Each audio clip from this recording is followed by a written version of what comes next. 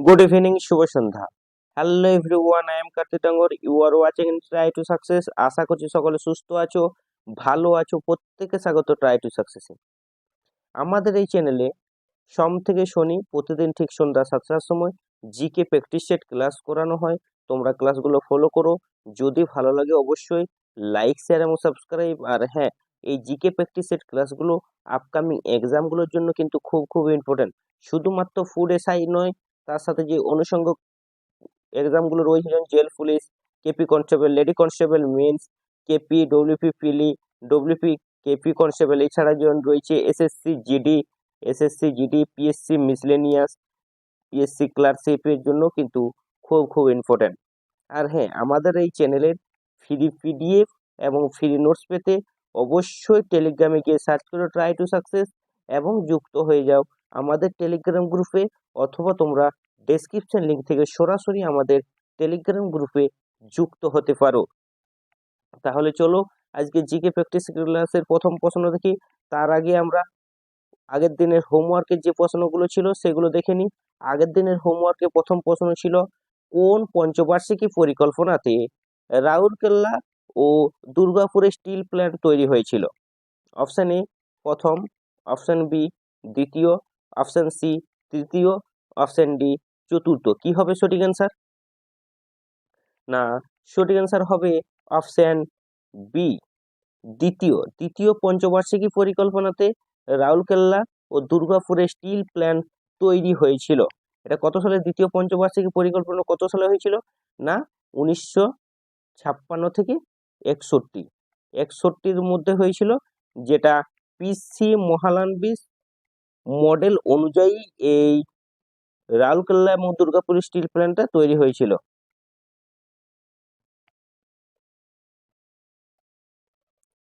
দ্বিতীয় হোমওয়ার্কের প্রশ্ন ছিল, রিজার্ভ ব্যাংক অফ ইন্ডিয়ার কত সালে জাতীয়করণ করা হয়েছিল? Option A 1969, option B 1947, option C 1949, option D 1974। কি হবে সঠিক answer? Reserve bank of India RBI কত সালে জাতীয়করণ করা হয়েছিল? না, সঠিক অ্যান্সার হবে অপশন সি 1949 সালে রিজার্ভ ব্যাংক অফ ইন্ডিয়া জাতীয়করণ করা হয়েছিল। এই গেল তাহলে আগের দিনের হোমওয়ার্কের প্রশ্নগুলো। চলো তাহলে জিকে প্র্যাকটিসের ক্লাসের আজকের প্রথম প্রশ্ন দেখি। আজকের প্রথম প্রশ্ন, ভারতবর্ষে কোন সম্রাটের রাজত্বকাল থেকে বন্যপ্রাণী সংরক্ষণের কথা জানা যায়? অপশন এ সম্রাট সমুদ্রগুপ্ত, অপশন বি সম্রাট বিম্বিসার, অপশন সি সম্রাট চন্দ্রগুপ্ত, অপশন ডি সম্রাট অশোক। কি হবে সঠিক অ্যান্সার? ভারতবর্ষে কোন সম্রাটের রাজত্বকাল থেকে বন্যপ্রাণী সংরক্ষণের কথা জানা যায়? সঠিক অ্যান্সার হবে অপশন ডি সম্রাট অশোকের রাজত্বকাল থেকে কিন্তু বন্যপ্রাণী সংরক্ষণের কথা বলা যায়, সংরক্ষণের কথা জানা যায়।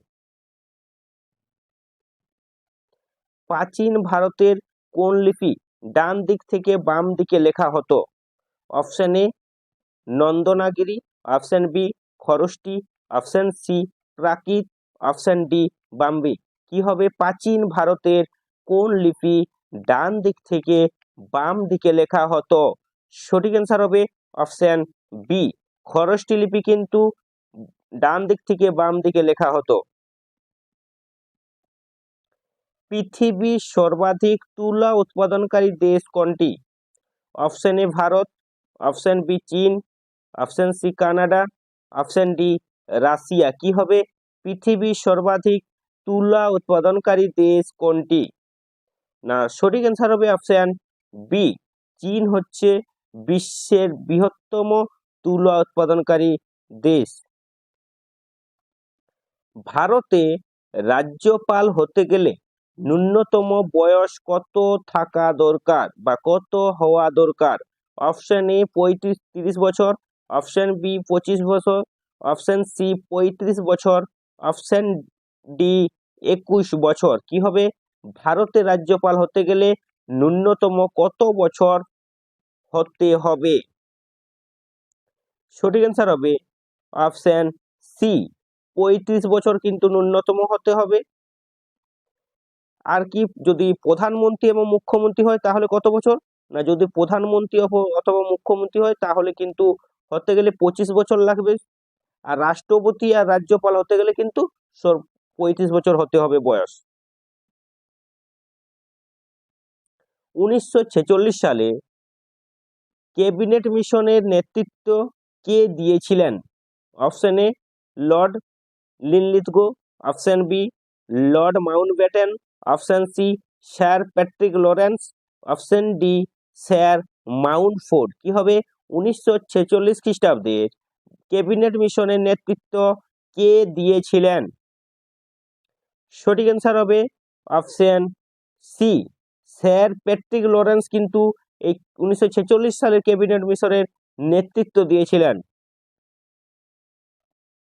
রুদ্র দমনের জুনাগড় শিলালিপি কোন ভাষায় লেখা?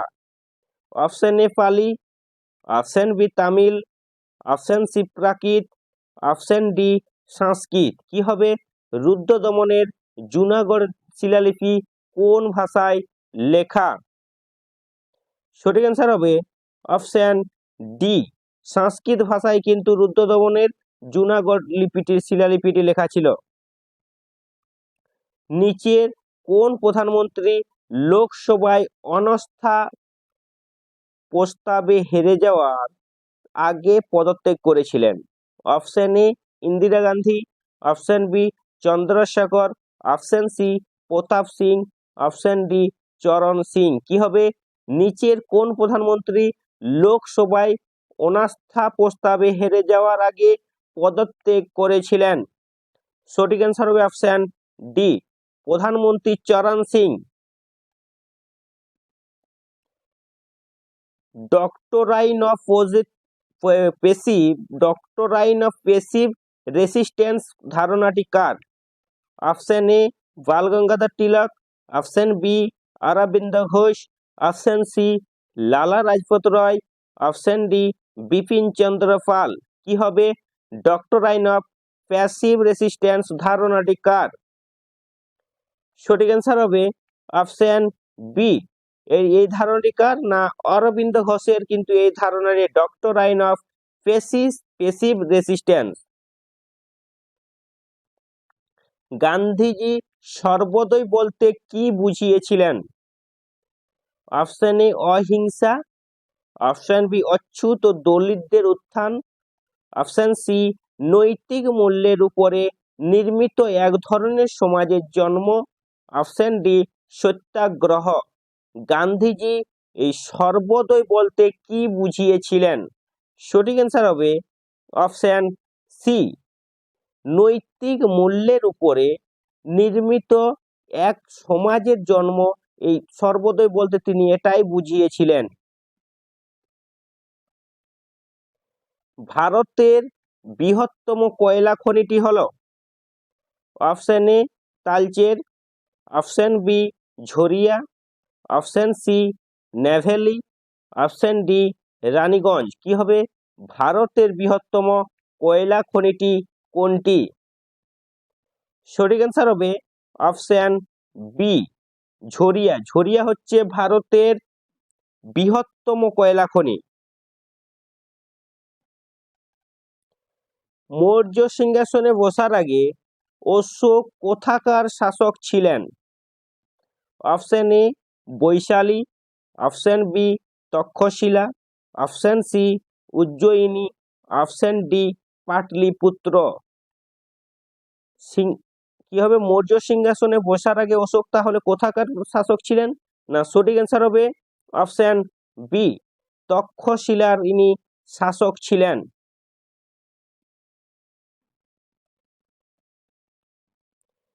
সূর্যোদয়ের শহর ভারতের কোন শহরকে বলে বা বলা হয়? Option A Udaipur, option B Patna, option C Ahmedabad, option D Dispur. কি হবে? সূর্যোদয়ের শহর ভারতের কোন শহরকে বলা হয়ে থাকে?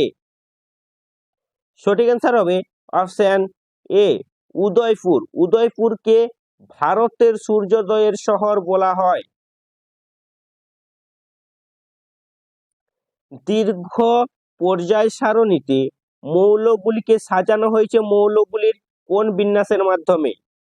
অপশন এ পারমাণবিক গুরুত্বের ভিত্তিতে, অপশন বি পরমাণু ক্রমাঙ্কের ভিত্তিতে, অপশন সি ইলেকট্রন বিন্যাসের ভিত্তিতে, অপশন ডি নিউট্রন সংখ্যার ভিত্তিতে। কি হবে? দীর্ঘ পর্যায় সারণীতে মৌলগুলিকে সাজানো হয়েছে কোন ভিত্তিতে? না, সঠিক অ্যান্সার হবে মৌলগুলোর সঠিক অ্যান্সার অপশন বি, মৌলগুলোর পরমাণু ক্রমাঙ্কের ভিত্তিতে এই দীর্ঘ পর্যায় সারণীতে মৌলগুলিকে সাজানো হয়েছে। নিচের কোনটি রোধাঙ্ক উষ্ণতা বৃদ্ধির সঙ্গে হ্রাস পায়?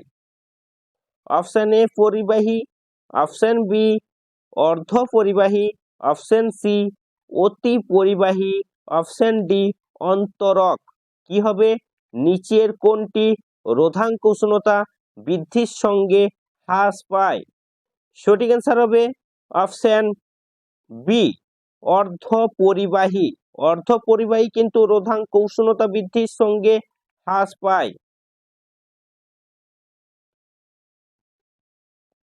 নিচের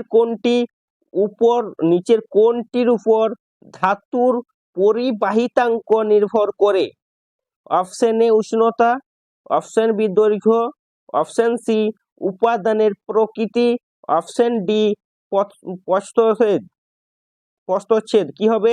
নিচের কোনটির উপর ধাতুর পরিবাহিতাঙ্ক নির্ভর করে? সঠিক অ্যান্সার হবে অপশন সি উপাদানের প্রকৃতির উপর কিন্তু ধাতুর পরিবাহিতাঙ্ক নির্ভর করে।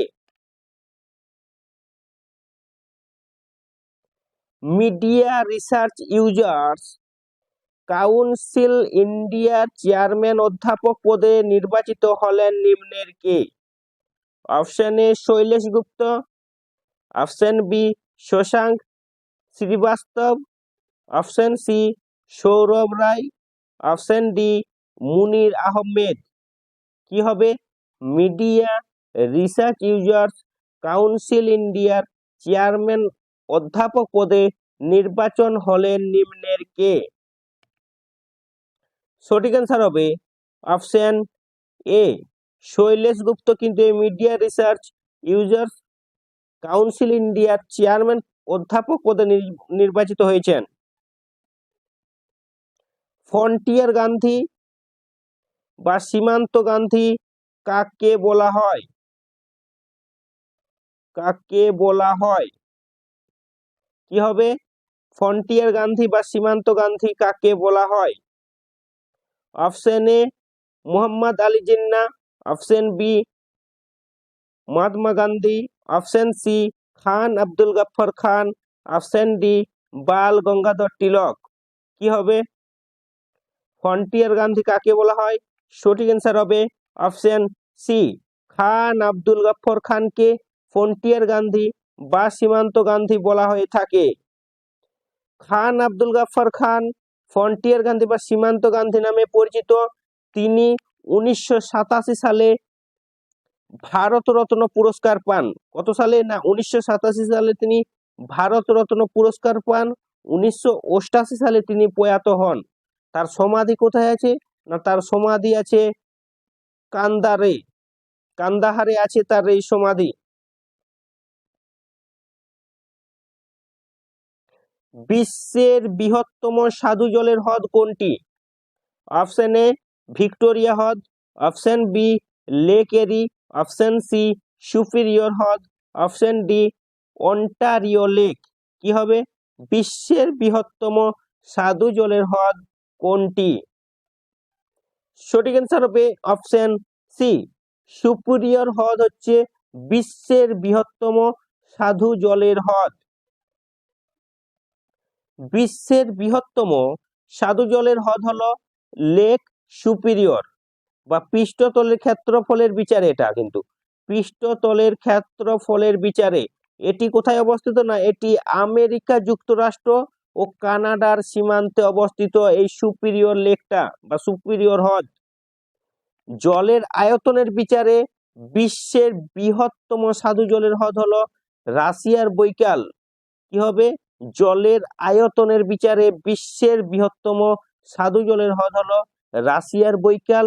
প্রসঙ্গত উল্লেখ্য যে বিশ্বের গভীরতম হ্রদ হলো এই বৈকাল হ্রদ।